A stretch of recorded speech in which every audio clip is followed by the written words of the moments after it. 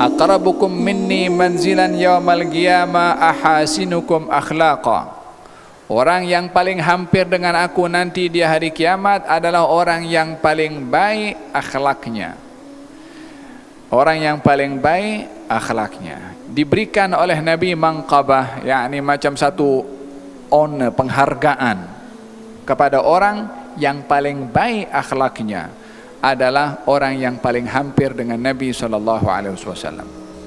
Di dalam hadis yang lain beliau bersabda, sesungguhnya seseorang itu dengan akhlaknya, sesungguhnya seorang itu dengan akhlaknya akan diangkat darjatnya oleh Allah pada darjat orang yang ahli dalam ibadah dan orang yang ahli dalam berpuasa, walaupun dia bukan termasuk orang yang ahli dalam ibadah salat dan bukan ahli dalam ibadah puasa.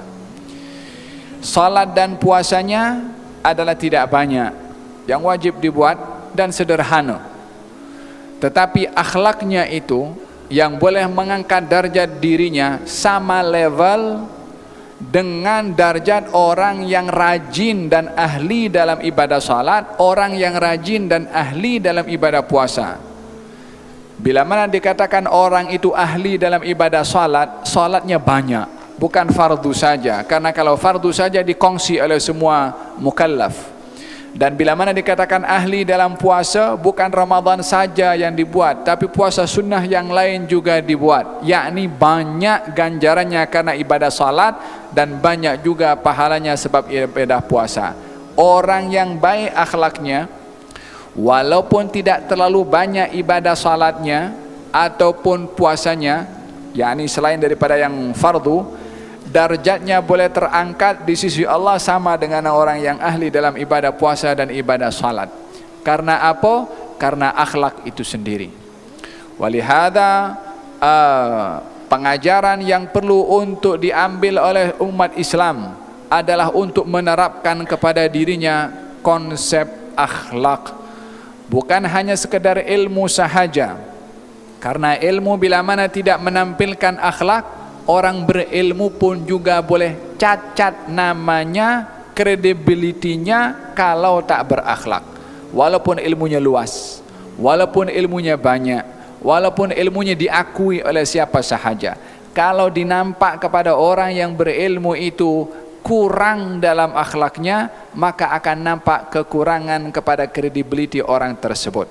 Salah seorang murid Al-Imam Malik alaihi ridwanullah belajar kepada Imam Malik selama 20 tahun.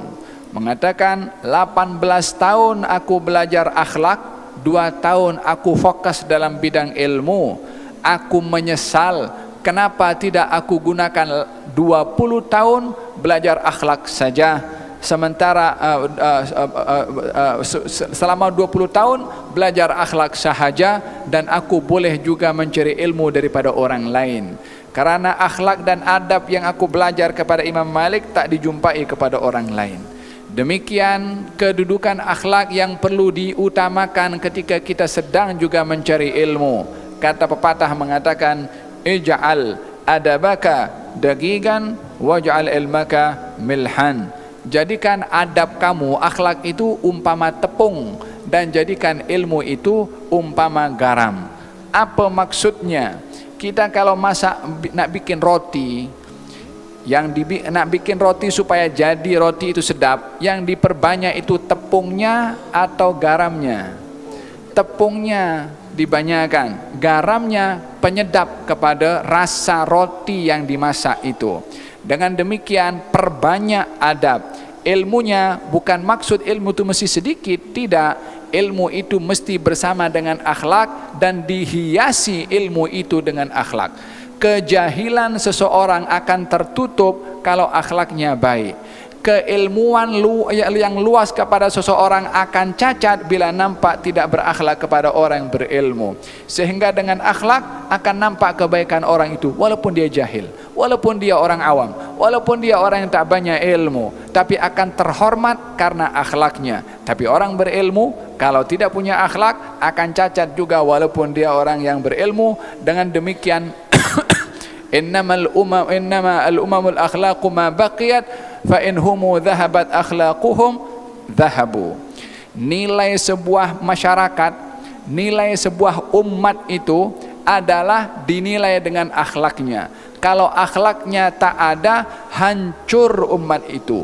Walaupun teknologinya maju, walaupun budayanya maju, walaupun kekayaannya banyak. Bukankah apa yang kita lihat di banyak negara, teknologinya maju, kaya, semuanya terdapat satu kemudahan, tapi akhlak dan moralnya adalah rosak. Perzinaan di mana-mana, natijah daripada buruknya akhlak masyarakat itu, sehingga mereka sendiri sudah tidak dapat mengawal, sehingga mereka hanya menunjukkan kemajuan teknologi sahaja, sementara hakikat ahli fikir mereka menyadari bahwasanya akhlak mereka itu adalah rosak dan mereka adalah gagal dalam mentarbiah masyarakatnya walaupun dinilai maju oleh orang lain.